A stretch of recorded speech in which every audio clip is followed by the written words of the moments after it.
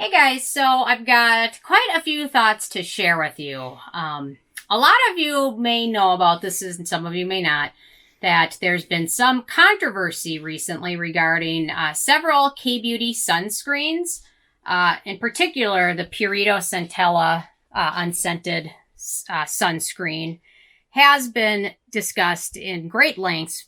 Very controversial, some say, because it only contains 2 sunscreen filters, and both of those seem to be in a little bit lower percentage than other sunscreens.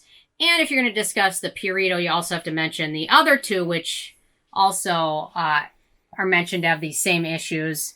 And that is the Klairs and the Keep Cool sunscreens. They also both use 2 filters in smaller concentrations.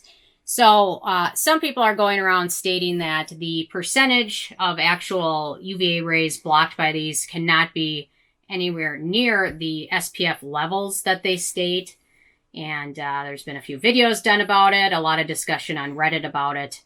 And I've got a lot of thoughts, and it kind of goes into more about sunscreen in general, because sunscreen is typically well regulated by governing bodies, and Purito has released all of their studies that they've done on this, and it goes even deeper into this. But so some are questioning if these are really good sunscreens to use on a daily basis. I've got friends, actually I gave a couple of friends this, and they were a couple of friends that never used sunscreen, spent a lot of time outside, never used sunscreen ever. I mean, they used foundation, makeup, all that stuff, but never sunscreen because they didn't like it.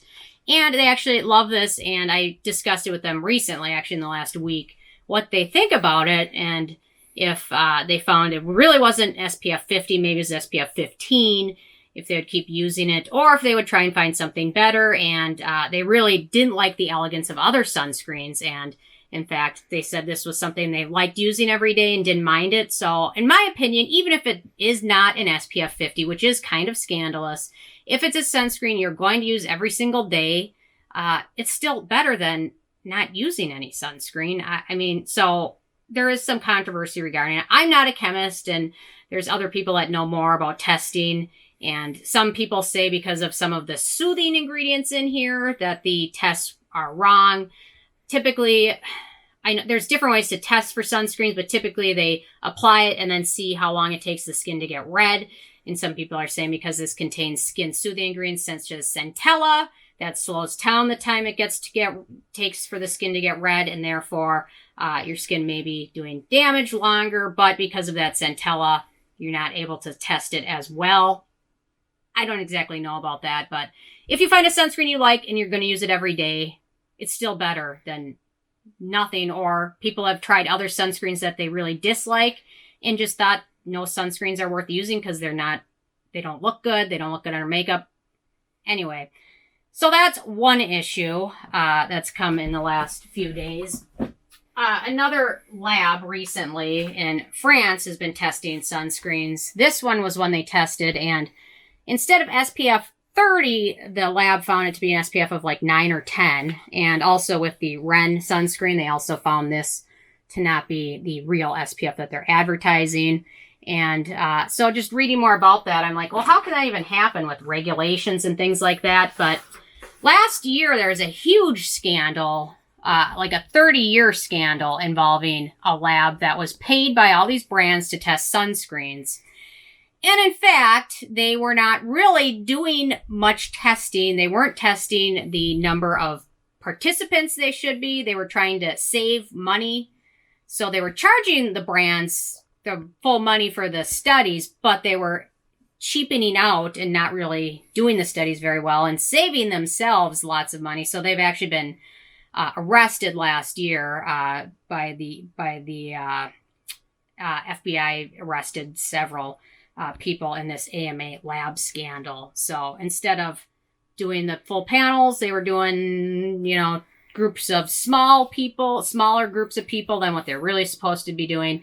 And over the course of from 1987 to 2017, making, it sounds like hundreds of millions of dollars that they saved for themselves. So I really wanted to find out what brands were paying this lab for 30 years for doing all this testing, but it was very difficult. I wasn't able to find out any brand specifically. If you know, leave a comment, because that's certainly interesting, because, well, these people were supposed to be really regulating and helping, you know, with all the consumer safety and sunscreen. They were just taking the money for themselves. So, you know what, though? It's interesting that they're arrested for the money part and not really the public health issue. But I guess let's let people get sunburned. We don't care. But if you take any money from them, we're going to put you in jail. So, and then furthermore, there's another sunscreen I read about. ISDIN sunscreen. I see them.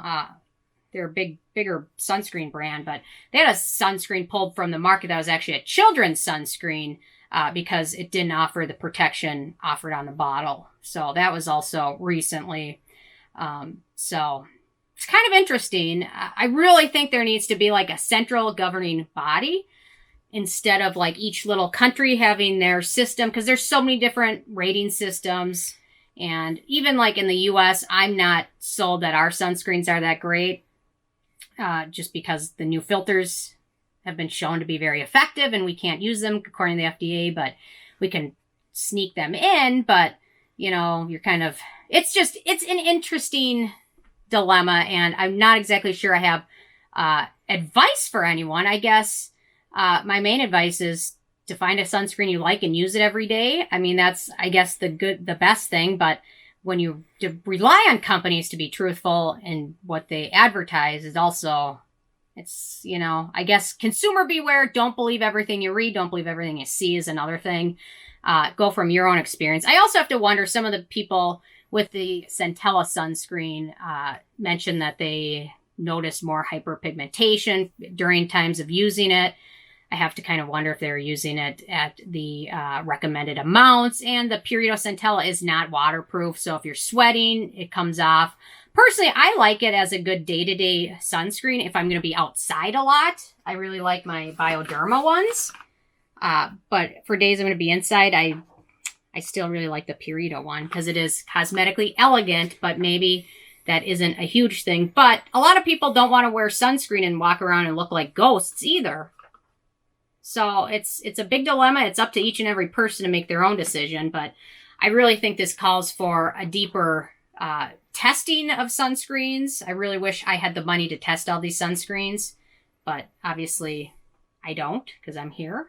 But if I ever did, I would love to test every single sunscreen and see what the protection really is. But anyway, it's important for you to do your own research. If you've got any comments, I mean, Bioderma is pretty recommended brand all the way around. But I mean, I guess some of these bigger brands have more to lose with falsifying protection than like a smaller brand. You know, I mean, like La Roche-Posay, they're huge, multi-million-dollar, maybe billion-dollar company. So they have more to lose with having their sunscreen be debunked as not a good one than very, very small brands like Keep Cool. So very interesting topic. It's kind of a, I just went down the total wormhole of reading about it the last few days. Or what is it called? Rabbit hole. Wormhole, whatever. And anyway, so those are my initial thoughts. And if you have any thoughts or comments on it, certainly leave one. It's very talked about right now, so I'm sure some of you know about it. So I'm interested in hearing from you guys. Or if you have any sunscreens you have experiences with, what did you like about it? And if you have a holy grail, what is it? So I think that's what a lot of people are wondering now, and if they should be changing.